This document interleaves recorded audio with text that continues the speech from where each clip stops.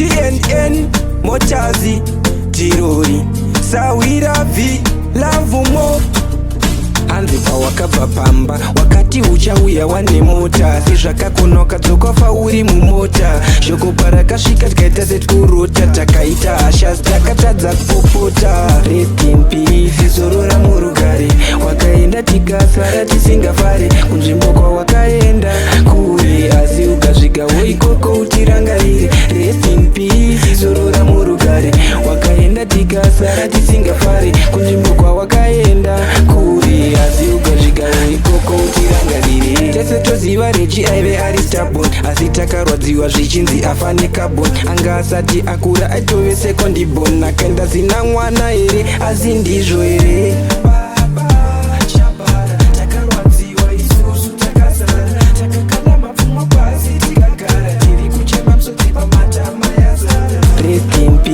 Zorora murugare wakaenda tikasara tisingafare kunzvimbo kwawakaenda kure asi ukasvikawo ikoko utirangarire. Rest in peace zorora murugare wakaenda tikasara tisingafare kunzvimbo kwawakaenda kure asi ukasvikawo ikoko utirangarire. Rufu inzira yemunhu wese varombo vapfumi tichafa tese wakatisiya singafungire tese kapatikana zvakarwadza munhu wese.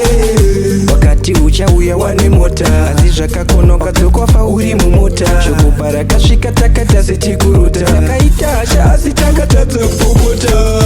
In peace zorora murugare wakaenda tikasara tisingafare kunzvimbo kwawakaenda kure asi ukasvikawo ikoko utirangarire. Rest in peace zorora murugare wakaenda tikasara tisingafare kunzvimbo kwawakaenda kure asi ukasvikawo ikoko utirangarire. Zorora murugare murugare